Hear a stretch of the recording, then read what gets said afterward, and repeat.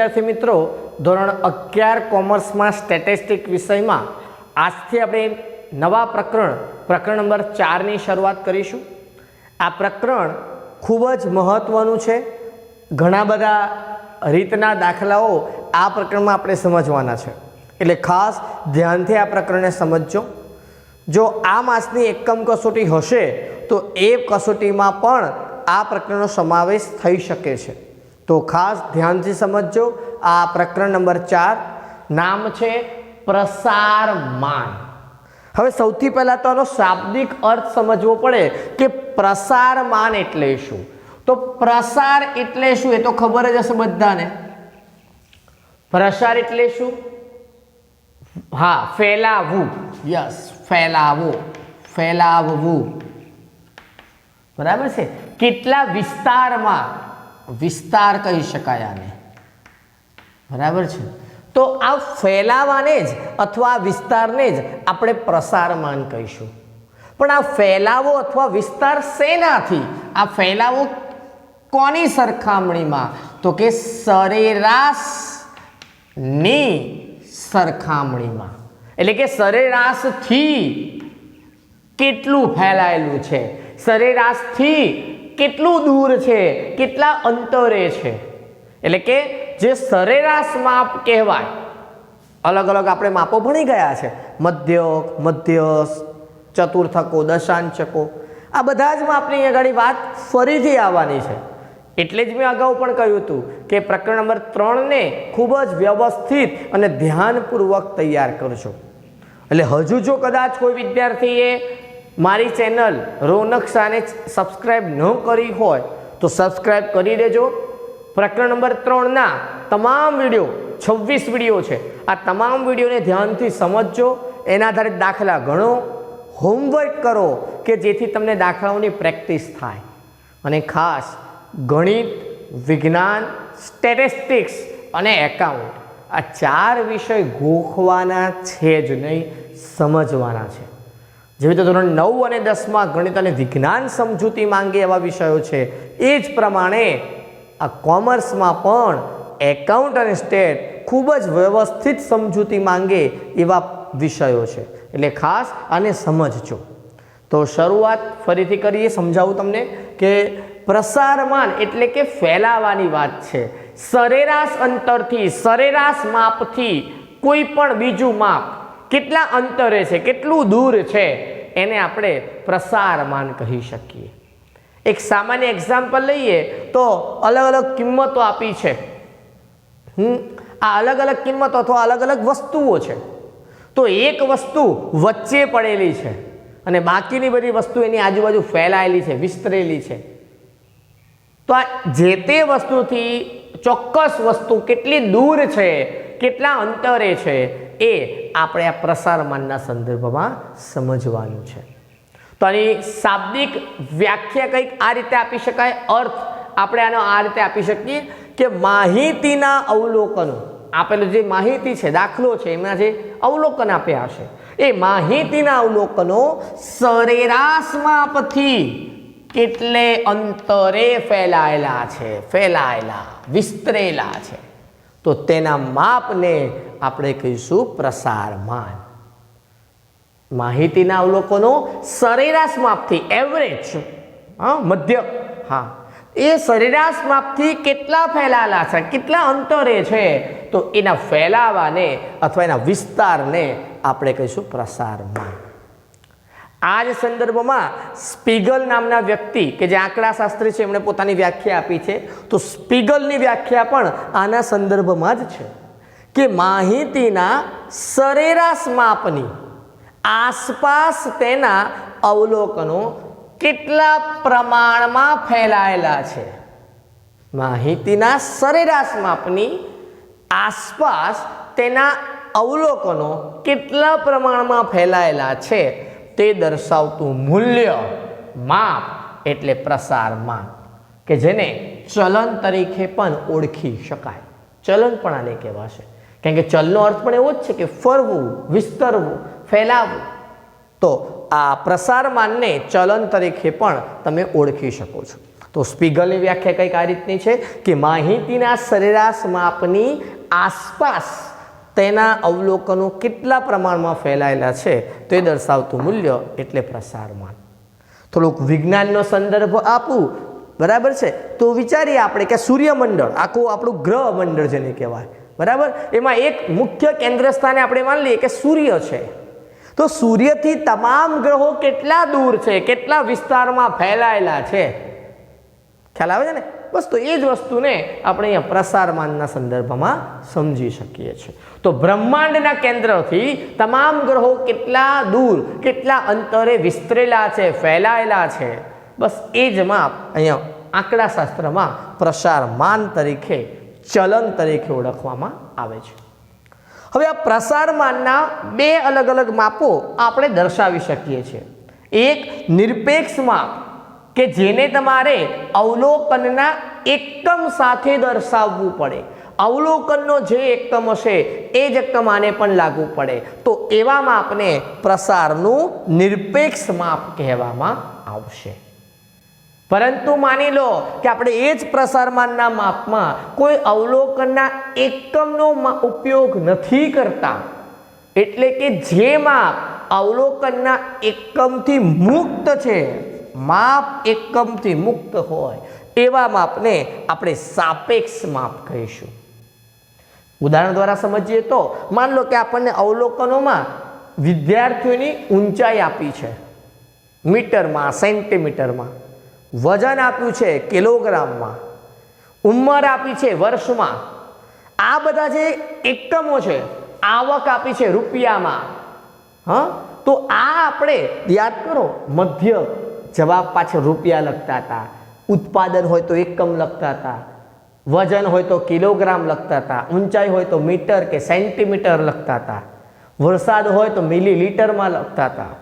તો આ બધા માપ જે આપણે પાછળ લખતા હતા, એકમો જેને કહેવાય અવલોકનના એકમો, એ અવલોકનનું એકમ પણ જવાબની સાથે દર્શાવવું પડે અથવા દર્શાવીએ તો એવું માપ એ નિરપેક્ષ માપ કહેવાશે. એટલે જે માપને અવલોકનના એકમ વડે દર્શાવાય, અવલોકનનો એકમ કિલોગ્રામ હોય તો એના માપનો એકમ પણ કિલોગ્રામ આવે.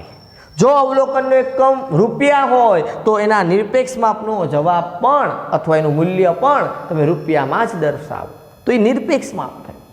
પરંતુ સાપેક્ષ માપ એટલે એકમથી મુક્ત માપ છે, એમાં કોઈ એકમ લખવાનો હોય જ નહીં, બરાબર. તો એવા માપને સાપેક્ષ માપ કહીશું, જેનું બીજું નામ છે પ્રસારાંક. રાંક એટલે આંક, પ્રસાર વત્તા આંક, પ્રસારનો અંક, આવું જોડણી છૂટી પાડી શકાય, પ્રસાર વત્તા અંક અથવા પ્રસાર વત્તા આંક. તો પ્રસારનો આંક, આંક એટલે કોઈ નંબર, ચોક્કસ સંખ્યા, તો એ પ્રસારના આંકને આપણે પ્રસારાંક અથવા સાપેક્ષ માપ કહી શકીએ. હવે આ પ્રકરણમાં આપણે પ્રસારના કુલ 4 અલગ અલગ માપ વિશે સમજૂતી મેળવવાની છે.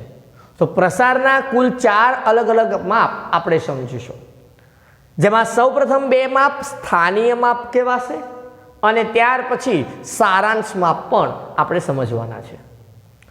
સ્થાનીય માપમાં 2 માપનો સમાવેશ થાય છે, જેમાં પ્રથમ છે વિસ્તાર અને બીજું છે ચતુર્થક. ભણ્યા છો ને? હા, વિચલન. આ થોડુંક નવો શબ્દ આવી ગયો, પણ ચતુર્થક તો ખબર જ છે, એટલે એનો જ ઉપયોગ કરીને સમજવાનું છે. એટલે ચતુર્થકો આવડવા જોઈશે તો આ તમને ફાવશે. તો આ પ્રથમ 2 માપ છે વિસ્તાર અને ચતુર્થક વિચલન, જે સ્થાનીય માપ કહેવાશે. અને ત્યારબાદ બીજા 2 માપ ભણવાના છે, એ છે સરેરાશ વિચલન. સરેરાશ, મધ્યક, એટલે મધ્યકનો જ ઉપયોગ કરવાનો છે, એટલે મધ્યક પણ આવડવું જોઈશે. તો સરેરાશ વિચલન અને બીજું છે પ્રમાણિત વિચલન. આ નવો કન્સેપ્ટ આ પ્રકરણમાં તદ્દન નવો પોઈન્ટ આ ભણવાનો રહેશે. તો આ સરેરાશ વિચલન અને પ્રમાણિત વિચલનને આપણે સારાંશ માપ તરીકે ઓળખીશું. હવે આ જે 4 માપ મેં લખ્યા છે એ બધા નિરપેક્ષ માપ છે, એટલે કે જે અવલોકનનો એકમ હશે એ આના જવાબની સાથે પણ દર્શાવવો પડશે. હા, તો હવે માની લો કે આ જ નિરપેક્ષ માપના આપણે સાપેક્ષ માપ શોધીએ કે જેને પ્રસારાંક કહેવાય, પ્રસાર વત્તા આંક. તો એ માપ કયા હોઈ શકે? ચલો તમે નામ વિચારો. માની લો પહેલું આપણે નિરપેક્ષ માપ ભણ્યા વિસ્તાર. વિસ્તાર ભણ્યા, પ્રસાર શબ્દ કાઢીને ત્યાં શબ્દ વિસ્તાર મૂકું છું, કારણ કે આ પ્રસારનું માપ હતું, પ્રસારનો આંક હતો એટલે પ્રસારાંક થયો. હવે વિસ્તારનો આંક છે તો શું થાય? ગુજરાતી પાક્કું કરો. ચલો, વિસ્તાર વત્તા આંક, જોડની સંધિ જોડો, અને જોડો. વિસ્તાર વત્તા આંક શું થશે? વિસ્તારાંક. તો વિસ્તાર એ નિરપેક્ષ માપ બનશે, જ્યારે વિસ્તારાંક એ સાપેક્ષ માપ બનશે. નિરપેક્ષ માપનો જવાબ જે આવશે એમાં એકમ લખવો પડશે, રૂપિયા, કિલોગ્રામ. હા, આમાં કોઈ એકમ લખવાનો નથી. ચલો, બીજું માપ છે ચતુર્થક વિચલન. નિરપેક્ષ. ચલો, સાપેક્ષ માપ કયું હોઈ શકે? ચતુર્થક વિચલનાંક.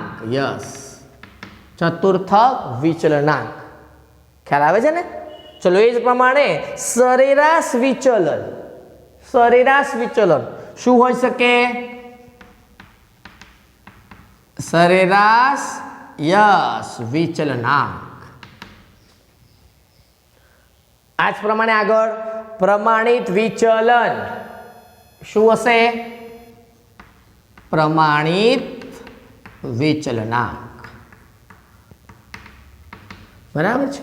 તો આ રીતે આ પ્રકરણમાં આપણે પ્રસારના બે અલગ અલગ પ્રકારના માપો ભણીશું, નિરપેક્ષ માપ અને સાપેક્ષ માપ. નિરપેક્ષ માપ પરથી જ સાપેક્ષ માપ આવશે, ધ્યાન રાખજો.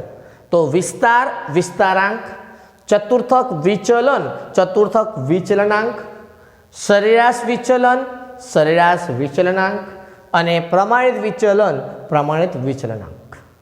આ ચાર માપોમાંથી સૌપ્રથમ માપની આપણે વાત કરીએ વિસ્તાર. તો વિસ્તાર એટલે અંગ્રેજીમાં જેને કહેવાય રેન્જ, પહોળાઈ, ફેલાવો. અહીંયા જ ભણી ગયા વિસ્તાર. આપણે કયા વિસ્તારમાં રહીએ છીએ? એરિયા, ફેલાવો. એ અર્થમાં અહીંયા ગાડી સમજવાનું છે. તો વિસ્તાર અને અંગ્રેજીમાં કહેવાશે રેન્જ, RANGE, રેન્જ. તો આ વિસ્તાર આપણે શોધીશું કેવી રીતે? તો એકદમ સરળ મેથડ છે. આનો એક પણ દાખલો હું બોર્ડ પર ન ગણું ને તો પણ સીધું સમજી શકાય એ પ્રકારની આમ પદ્ધતિ છે.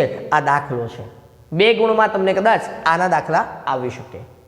તો વિસ્તાર એટલે શું? તો કે માહિતીના સૌથી મોટા અને સૌથી નાના અવલોકનોના તફાવતને, સૌથી મોટા અને સૌથી નાના અવલોકનનો તફાવત, ડિફરન્સ લેવાનો છે, માઇનસ કરવાનું છે. શું? મોટી કિંમતમાંથી નાની કિંમત, મહત્તમ કિંમતમાંથી લઘુત્તમ કિંમત બાદ કરો એટલે તમારો જવાબ આવશે વિસ્તાર. બીજા અર્થમાં કહું ને તો વર્ગ લંબાઈ કેવી રીતે આપણે શોધતા હતા? ઉધ્વ સીમા માઇનસ અધર સીમા, બસ એ જ રીતે શોધવાનું. પણ અહીંયા આગળ એક વર્ગની વાત નથી કરવાની, સમગ્ર અવલોકનની વાત કરવાની છે. દાખલા જો વર્ગીકૃતમાં હોય તો એક જ વર્ગ નહીં લેવાનો, પહેલો વર્ગ લેવાનો, બીજો, ત્રીજો અને છેલ્લો, બધા જ વર્ગોની સરખામણી કરી અને મોટી કિંમત ને નાની કિંમત, સૌથી મોટો અવલોકન ને સૌથી નાનું અવલોકન નક્કી કરીને તો એનો તફાવત લઈને આપણે વિસ્તાર આપણે શોધીશું. તેને વિસ્તાર કહેવાશે, જેને સંકેતમાં આપણે R વડે દર્શાવીશું, રેન્જ. હવે આ રેન્જ અથવા R ને જો સૂત્ર દ્વારા રજૂ કરવું હોય તો કરી શકાય. વિસ્તાર R બરાબર XH માઇનસ XL. H એટલે હાઈએસ્ટ, મોટામાં મોટું, અને L એટલે લોએસ્ટ, નાનામાં નાનું. તો XH એટલે હાઈએસ્ટ, X એટલે અહીંયા અવલોકન, તો હાઈએસ્ટ અવલોકન, મોટું અવલોકન, માઇનસ લોએસ્ટ X એટલે નાનું અવલોકન. તો મોટા અવલોકનની કિંમતમાંથી નાના અવલોકનની કિંમત તમે બાદ કરશો તો તમને મળશે વિસ્તાર. એટલે XH એ સૌથી મોટું અવલોકન, જેને મહત્તમ કિંમત પણ કહેવાય, અને XL એટલે સૌથી નાનું અવલોકન, જેને લઘુત્તમ, નાનામાં નાની કિંમત પણ કહેવાય. તો તો એના સંદર્ભમાં છે. હા, તો વાત થઈ વિસ્તારની એટલે કે નિરપેક્ષ માપની. હવે એનું સાપેક્ષ માપ છે વિસ્તારાંક. તો વિસ્તારાંક કેવી રીતે શોધીશું? તો કે વિસ્તારાંકનું સૂત્ર છે xh માઇનસ xl. એ તો અંશમાં છે જ, છેદમાં એ માઇનસના બદલે શું થઈ ગયું છે? પ્લસ. xh પ્લસ xl છે. બરાબર. ચલો હવે આને બીજી રીતે લખવું હોય તો xh માઇનસ xl એટલે તો r જ થયો. એટલે તમે અહીંયા r લખી શકો અંશમાં અને છેદમાં આવને આવું લખી દો xh પ્લસ xl. એટલે જો એક જ દાખલામાં વિસ્તાર અને વિસ્તારાંક શોધવો હોય તો તમે આ બાદબાકી ફરી ન કરો, સીધું r લખી નાખો કે જે ઉપરનો જવાબ હશે તો ચાલી જશે. અને છેદમાં બંનેનો સરવાળો કરવાનો. ત્યારબાદ આ ભાગાકાર તો કરવાનો જ છે અને પછી જે જવાબ આવશે એને આપણે કહીશું વિસ્તારાંક. બરાબર છે. તો વિસ્તાર અને વિસ્તારાંક ખૂબ જ સરળ રીતે, એકદમ સહેલી રીતે શોધી શકાય છે. આપણે થોડુંક સમજી પણ લઈએ એટલે તમને પ્રેક્ટિકલ ખ્યાલ પણ આવી જાય. તો એકદમ સરળ દાખલા છે એટલે હું થોડું ઝડપથી જોઈએ. ઉદાહરણ નંબર 1ની વાત કરીએ તો પેજ નંબર 125 પર આપેલું છે.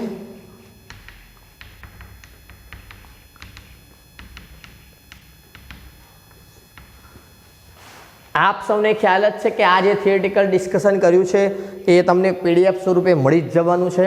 એટલે તમે આને લખવાની હમણાં ચિંતા ઉતાવળ ન કરતા. છતાંય કોઈને એવું લાગે તો આનો સ્ક્રીનશોટ પાડી લેવો અને પછી તમે તમારા બુકમાં લખી શકો છો. પણ ખોટી ઉતાવળ ન કરતા હું તમને વ્યવસ્થિત સ્વરૂપે આ PDF સ્વરૂપે મોકલીશ. દાખલા નથી મોકલવાનો. એટલે દાખલા તો બોર્ડ પર જે ગણ્યા છે એ જ પદ્ધતિથી સમજીને નોટબુકમાં સારા અક્ષરે લખવાના રહેશે. એમાં કોઈ ઉતારો ચોપડીમાંથી કરતા નહીં. થોડુંક સમજજો. ઘણા દાખલામાં આપણી રીત બદલાતી હોય છે. તો જોઈએ, શરૂઆત કરીએ ઉદાહરણ નંબર 1થી. એક બેટ્સમેનના ક્રિકેટની છેલ્લી 10 મેચમાં અનુક્રમે રન થયેલા આપેલા છે. અલગ અલગ રનો આપેલા છે. તો આ માહિતી પરથી તેના રનનો વિસ્તાર અને વિસ્તારાંક શોધો. હવે વિસ્તાર અને વિસ્તારાંક શોધવા માટે આપણે બે કિંમત જોઈએ, એક xh અને એક xl. xh એટલે હાઈએસ્ટ વેલ્યુ, હાઈએસ્ટ કિંમત, મહત્તમ, સૌથી મોટું અવલોકન, અને xl એટલે સૌથી નાનું અવલોકન. તો મોટી કિંમત ને નાની કિંમત શોધી કાઢો. બે સાથે જ જોઈ લેવાની, નાનું કયું મોટું કયું. તો મોટામાં 7, પછી 9 વાળું છે 93 દેખાય છે તો xh માં 93 લખીએ. xl સૌથી ઓછી કિંમત કેટલી દેખાય છે? એકની સિરીઝમાં છે 18 છે. બસ. તો હવે વિસ્તાર કેવી રીતે શોધવાનો? તો કે વિસ્તાર r બરાબર સૂત્ર મૂકી દેવાનું છે. શું સૂત્ર છે? xh minus xl. કરો કિંમત મૂકીને બાદ બાકી 93 માઇનસ 18. તો 93 માંથી 18 બાદ કરો, કેટલા આવે છે? 75.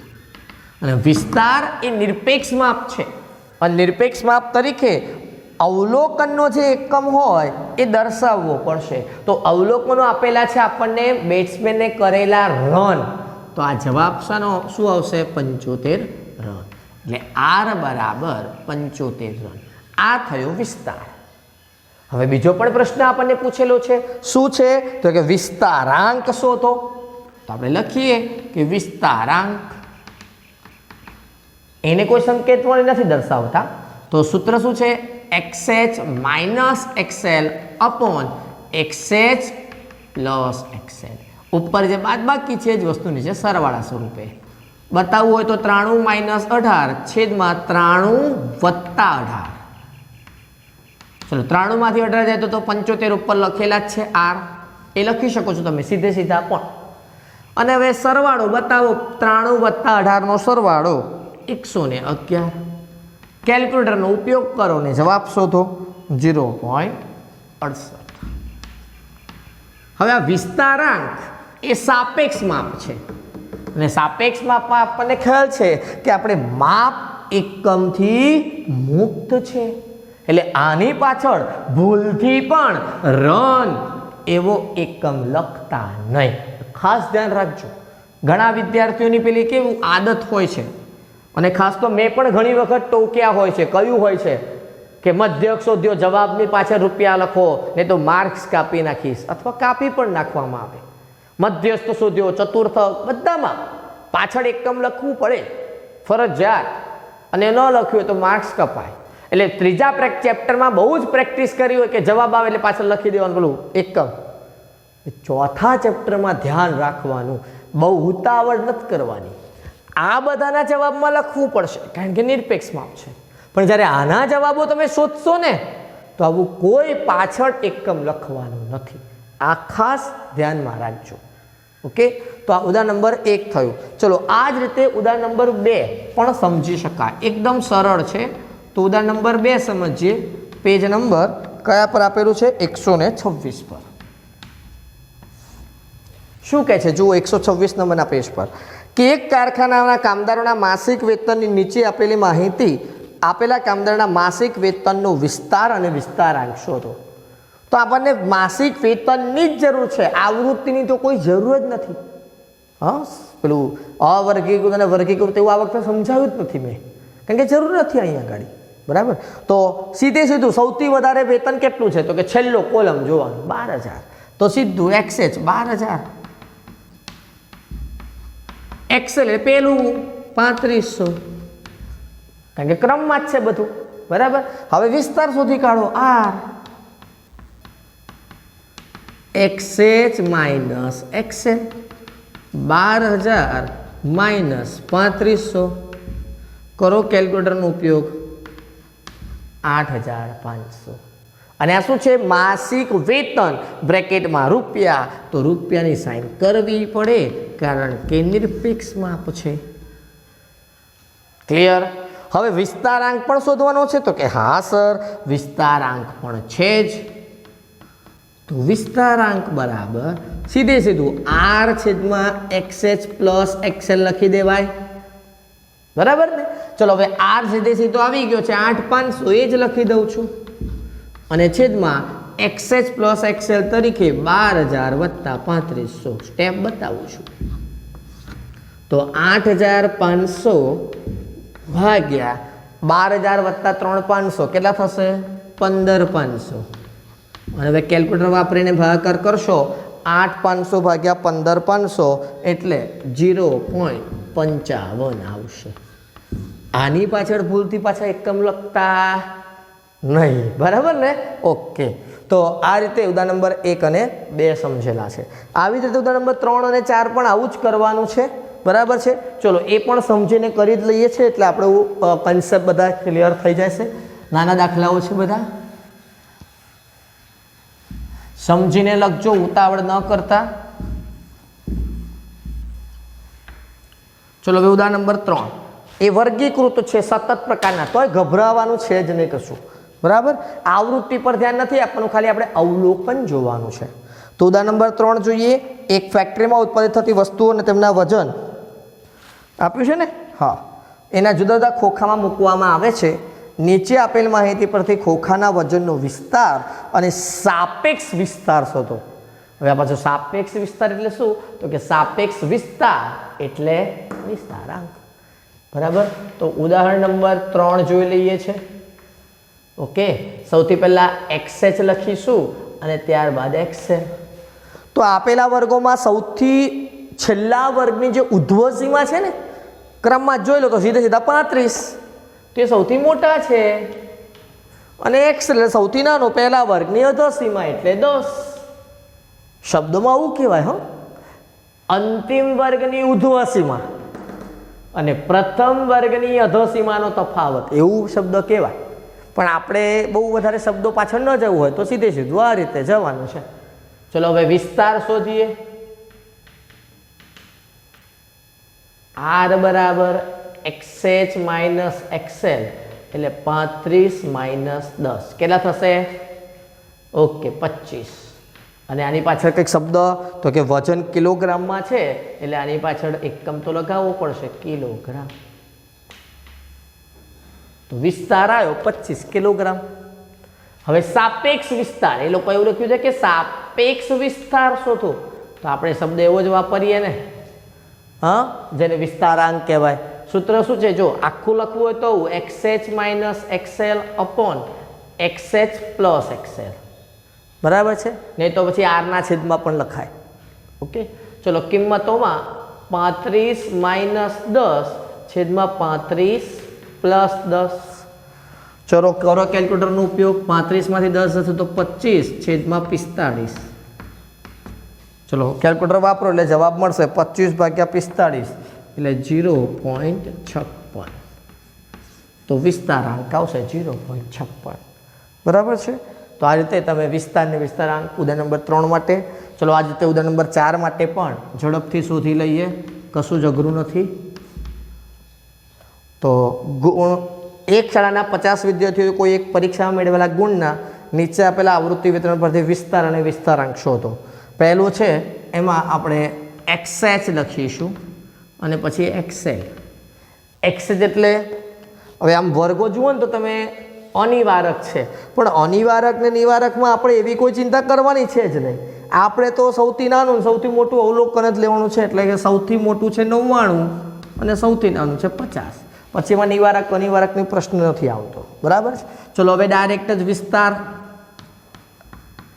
આરનું સૂત્ર XH માઇનસ XL એટલે 99 માઇનસ 50 49 આવશે.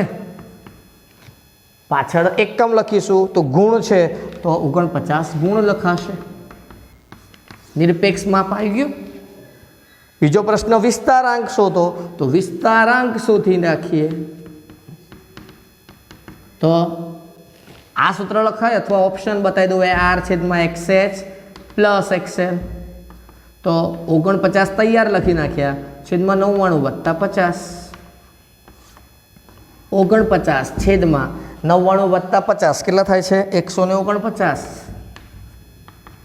ભાગાકાર કરો. 49 ભાગ્યા 149 0.33. તો આ રીતે વિસ્તારાંક આવશે 0.33. બરાબર.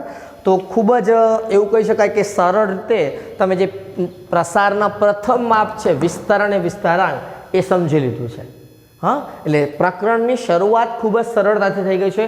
હજુ ચતુર્થક વિચરણ પણ ખૂબ સરળ છે. શરત કે તમને ચતુર્થકો શોધતા આવડવું જોઈએ. Q1 અને Q3 શોધતા આવડી જાય પછી તો આ ખૂબ જ સરળ છે. હા, એટલે થોડુંક બેઝિક તમારું પ્રકરણ 3 તૈયાર હશે ને, પરફેક્ટ આવડતું હશે તો આ પ્રકરણમાં કોઈ ચિંતા કરવાની જ નથી. હા, મોટું છે, દાખલાઓ ઘણા બધા છે, 4 અલગ અલગ રીતોના દાખલા આવશે, ઉપરાંત બીજી 2 રીતો એક્સ્ટ્રા આવે છે. બરાબર. પણ ગભરાવાનું નથી. ચેપ્ટર ભલે મોટું છે, લાંબુ છે, પણ સરળ છે, સહેલું છે. ઓકે, તો આના આધારે તમે સ્વાધ્યાય 4.1 આખું જ કરી શકો છો. તો હોમવર્કમાં સ્વાધ્યાય 4.1 ના તમામ દાખલા તમે કરી શકો છો. તો સ્વાધ્યાય 4.1 સમગ્ર પૂરેપૂરું આ 4 ઉદાહરણના આધારે કરવાનું. ખૂબ જ વ્યવસ્થિત લખજો. પ્રકરણ બહુ ઇમ્પોર્ટન્ટ છે, આગળ પણ તમને ભણવામાં કામ લાગશે. 12મામાં પણ આના અમુક કન્સેપ્ટ આપણને આવશે.